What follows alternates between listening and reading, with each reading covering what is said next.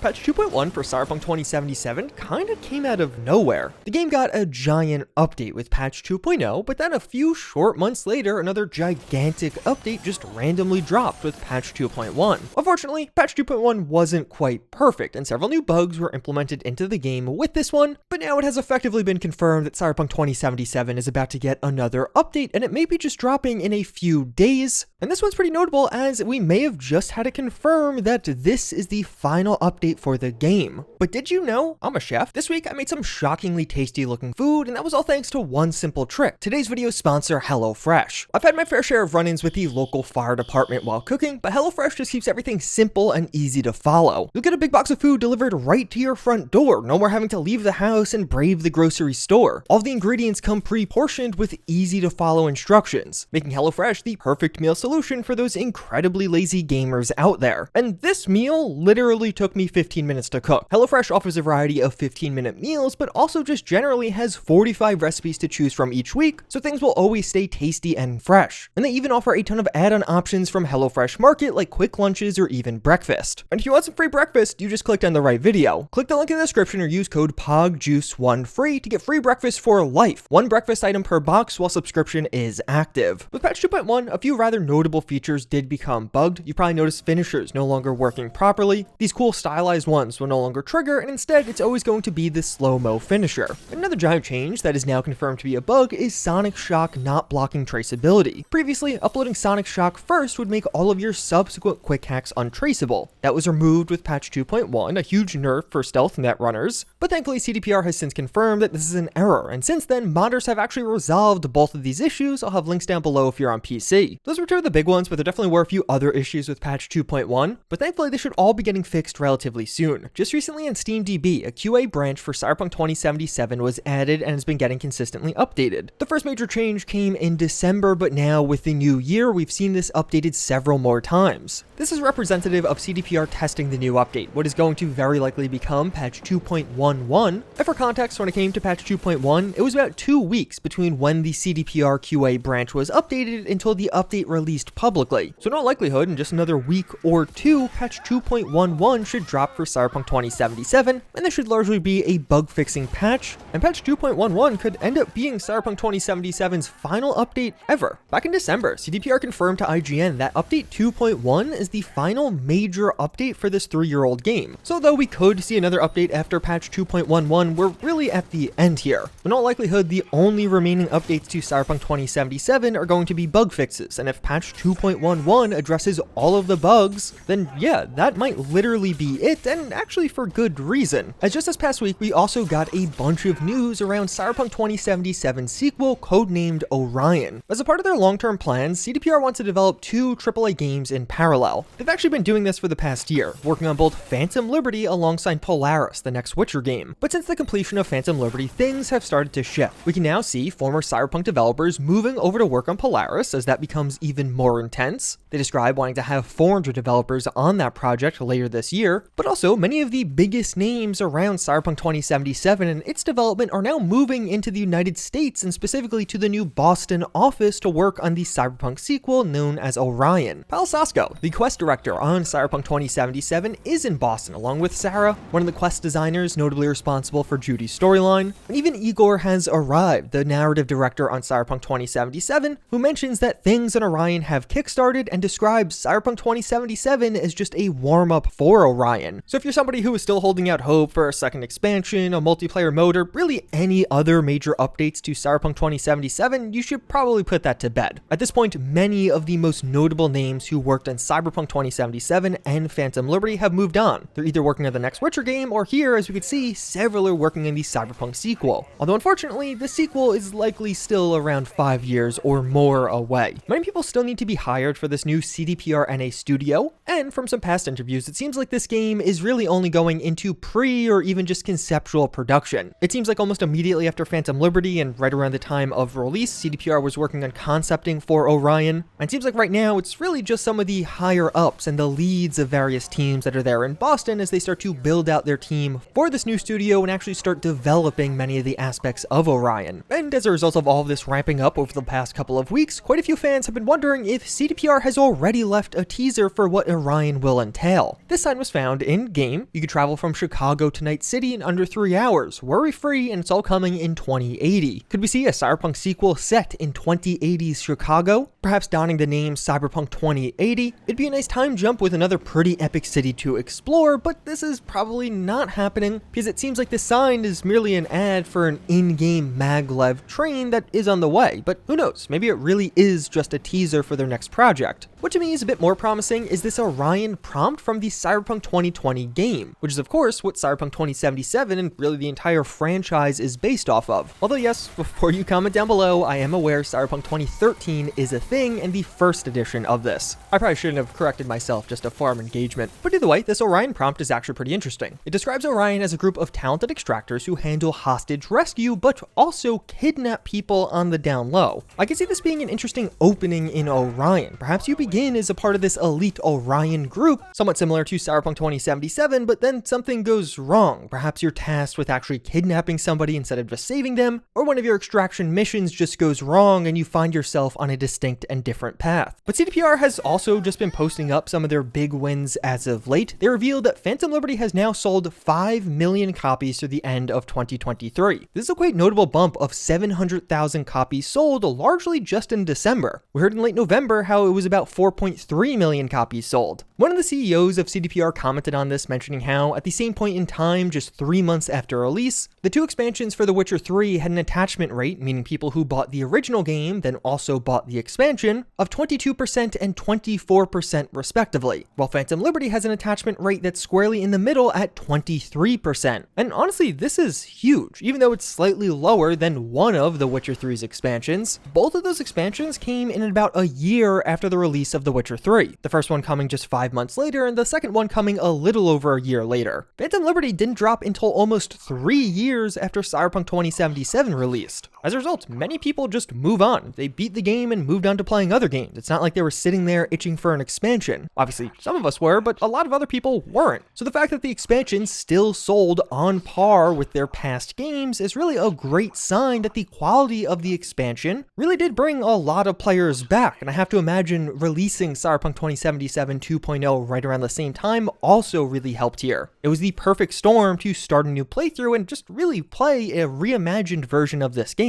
And the current CEO of CDPR commented on this as well, saying, "To be honest, the decision to go through with the expansion so long after launch of the single-player game was a bit counterintuitive. But what happened is proof to us that solid content that people are happy with is the way to go." And to really show how much of a milestone and achievement this all was for CDPR, even other developers from other companies have praised this incredibly high sales rate, especially when you consider the time of release. It's one of those things where this would be impressive on its own right, but then when you add on top the incredibly buggy release and losing over 90% of your player base in just a couple of months, it really is kind of a crowning achievement on the monumental turnaround Cyberpunk 2077 just saw. Which, speaking of, we even get a bit more insight into all of that with a recent interview from the former CEO of CDPR. Adam Kaczynski just transitioned from CEO of CDPR to Chief Strategy Officer. And this is honestly kind of a big deal. This means that the 2 joint CEOs that oversaw the launch and part of the recovery of Cyberpunk 2077 are now gone. Marcin, who is one of the original founders of CDPR and co-CEO, stepped down last year. This only after much of the work to fix Cyberpunk 2077 was complete, so he did stick around to make sure that was seen through. And now the other co-CEO is stepping down in the new year after the release of Phantom Liberty. So both of those CEOs that saw one of the most disastrous launches in game history, but also one of the biggest comeback stories in gaming history, are now gone. But just before leaving, Adam Kaczynski did give one final interview as CEO, and he opened up on what's currently going on with Orion. He describes how the conceptual stage started some time ago. We already know what Orion will be, however the team is currently being built and its core will be people developing the North American studio in Boston. Based on them, we'll build a larger structure, including our team from Vancouver. Of course, there will also be support from developers from Poland. He goes on to describe described that after Cyberpunk 2077, CDPR now plans to announce release dates much later compared to previously. So perhaps following an almost Bethesda approach that many companies are adopting now of revealing and releasing games in the same year, or at least relatively close to each other. Of course, Cyberpunk 2077 had the huge issue of getting many large showcases that seemingly were just crafted to make the game look good and not really an indication of what was actually going on development-wise, or even what the game would eventually end up being. And even with Phantom Liberty, we saw CDPR start to enact this approach of really condensing things down, where we really only learned about Phantom Liberty and saw it for the first time a year before it actually came out. Although unlike Bethesda, CDPR has no interest in being acquired. The former CEO reiterates here, we are not interested in being included in any larger entity. We have worked our whole lives to get to the position we have now, and we believe that in a few years we will be even bigger and stronger. We have ambitious plans, and we are passionate about what we do. We value independence. As we've really started to see over the past year or so, CDPR does have plans to expand beyond just AAA game releases. In this interview mentioning how this recently announced live-action Cyberpunk project is in an early phase, but we already have a partner who will help us implement this project, and they're currently in talks with potential partners for their mobile projects as well. And it seems like this is CDPR's plan in the interim. Release spin-off pieces of media to keep fans interested in this rather large gap between games. I mean, even if you just look at Polaris, the next Witcher game, that still may be 3+ years away. But this all may lead to the single best time to be playing Cyberpunk 2077 ever. CD Projekt Red has been doing a phenomenal job at recovery, fixing Cyberpunk 2077 with regular and consistent updates, and even as of late, overhauling several in-game systems. But as you could probably imagine, this is the exact opposite of what you want to see a highly modded game. With each update, mods had to be fixed to work again, and some completely overhauled as in-game systems were dramatically changed with these updates. It is really only in just the past few weeks that we have seen many of the most popular mods become usable with Phantom Liberty. That was months of effort, not actually adding new features, but just getting things working again. But now as we find ourselves likely on the cusp of the final update for the game coming, we have this giant window for mods to prosper, for authors to focus on new content rather than just fixing existing content, and we may even see the modability of Cyberpunk change. Last year, CDPR announced that a proper mod editor would be coming to The Witcher 3. This will allow you to create your own experiences in the game by making something completely new or editing existing quests and content. We're planning on releasing it for free in 2024. This is huge. This is the type of release that will allow a new level of modability and really just true custom content, more akin to what you see in something like Fallout 4. So of course, as of right now, this is only slated for The Witcher 3, but you have to imagine CDPR is at least considering bringing this to Cyberpunk as well. Cyberpunk 2077 is in a weird spot, as this is their last project on their engine, RedEngine. Soon, their entire company will have moved over to Unreal Engine 5 for all future projects, and Cyberpunk 2077 source code has already leaked all the way back in 2021 when CDPR was hacked. Cyberpunk 2077 has more players, more mods made, and even more mods downloaded, so it really seems obvious that modding tools would come eventually, right? Well, there are a couple of issues that could potentially block this. First, the game is still getting updates, of course. We have what is likely to be the final patch coming soon, but also things like FSR 3 are supposedly coming one day. But even more relevant is just how many problems the engine caused with Cyberpunk 2077. The previous game director, Jason Slama, said back in 2022 that when it comes to developing open world games, players can go whatever direction they want. They can handle content in any order that they want theoretically, and to really encapsulate what that means, you need to have a really stable environment where you can make changes with a high level of confidence that it's not going to break in 1,600 other places down the line. And I think this was really highlighting what the problem with RedEngine under Cyberpunk 2077 was. As they tried to make changes, things would break elsewhere. So as you're working on the game, you're improving one thing, adding new features in one area while also hindering or hurting things in another. And we even saw this with almost every update. I mean, even just look at patch 2.1. For all of the new content and QA work that was done, several features were still broken. It's not like these are quiet, tucked away features, but some fairly prominent ones. Ones where the players actually recognized they were broken within hours of the update coming out. But you might be thinking, okay, who cares? They're using the same engine for The Witcher 3 and Cyberpunk, right? Well, yes, but not exactly. RedEngine underwent a rework from The Witcher 3 to Cyberpunk 2077, and it may simply be the case that Cyberpunk 2077's version of this update updated engine has far more problems, and perhaps too many problems for modding tools to be properly built atop of it, or at least properly built atop of it in a timely manner where the investment makes sense for CDPR. Either way, regardless of what happens, modding will almost certainly improve, as now updates are going to slow down for the game and mod authors can get more creative. And speaking of, if you want some of the best mods available for the game right now, check out this video on my top 10 mods to release for Cyberpunk 2077 in 2023.